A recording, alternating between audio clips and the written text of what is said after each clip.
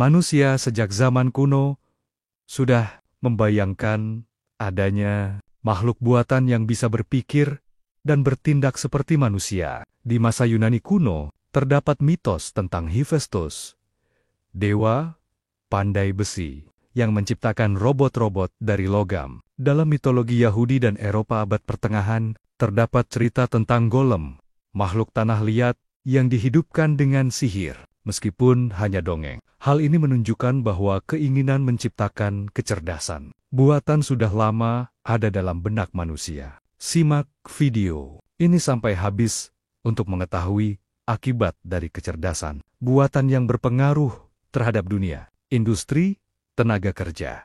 Pada abad ke-20, gagasan kecerdasan buatan mulai masuk dalam ranah ilmiah dan teknologi. Perkembangan matematika, logika, dan komputasi membuka jalan bagi munculnya bidang baru yang kita kenal sekarang sebagai kecerdasan buatan atau Artificial Intelligence.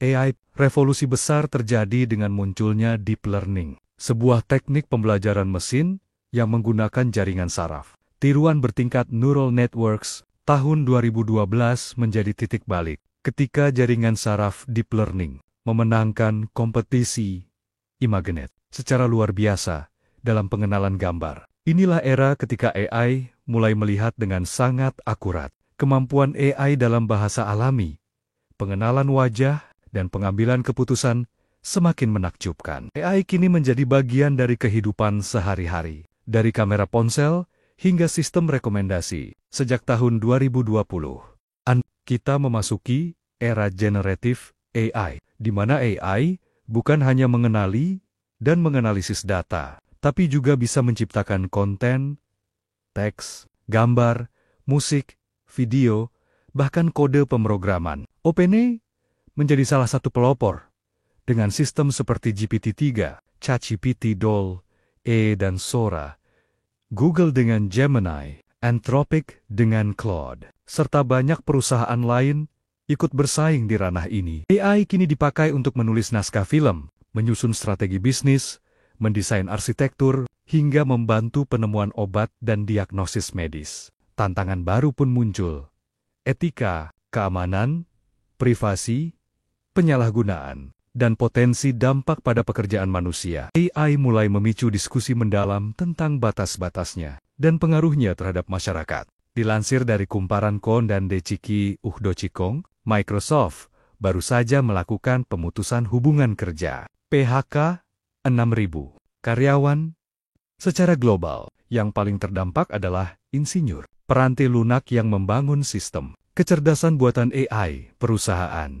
Ironisnya, pekerjaan mereka kini mulai digantikan oleh AI buatannya. Jeff Hulse, wakil presiden Microsoft yang memimpin 400 insinyur, sempat mendorong peningkatan pemanfaatan kecerdasan buatan dalam pengembangan kode. Namun, timnya menjadi salah satu yang terdampak PHK. Lebih dari 40% PHK pegawai Microsoft di negara bagian Washington disebut menyasar para teknisi. Beberapa dari mereka sebelumnya telah diarahkan untuk meningkatkan penggunaan alat bantu AI seperti chatbot berbasis OpenAI guna menulis hingga 50% kode. Menurut laporan The Information, tak lama setelah itu mereka diberhentikan karena teknologi yang sudah diintegrasikan dapat menggantikan perannya. Ini menimbulkan pertanyaan menyakitkan. Apakah mereka tanpa sadar melatih pengganti mereka sendiri? CEO Microsoft, Satya Nadella, memang menyebut kecerdasan buatan sebagai terobosan produktivitas.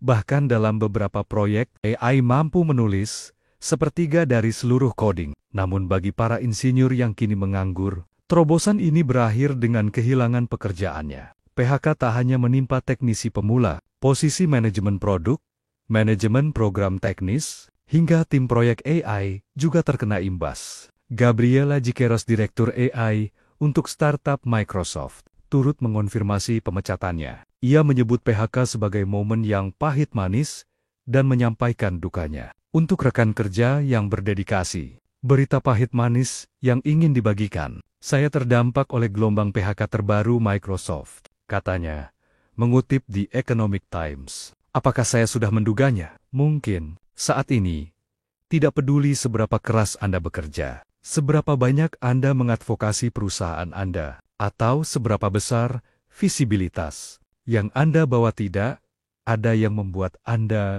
kebal terhadap restrukturisasi. Microsoft menyatakan PHK ini bertujuan merampingkan lapisan manajerial. Namun, data menunjukkan hanya 17% dari PHK di Washington berasal dari kalangan manajer. Banyak yang menilai langkah ini lebih didorong oleh efisiensi biaya di tengah investasi besar-besaran Microsoft dalam AI dan data center. Layoff atau pengurangan karyawan yang dilakukan Microsoft menimpa para insinyur juga. Sedihnya, mereka digantikan oleh sistem kecerdasan buatan AI yang mereka kembangkan sendiri. Menurut laporan CNBC, ada sekitar 6.000 karyawan yang dipecat secara global. Tapi data internal menyebut bahwa sebanyak 40% layoff di Washington menargetkan software engineer. Melansir Times of India, beberapa belum sebelumnya mereka diminta untuk meningkatkan kinerja AI.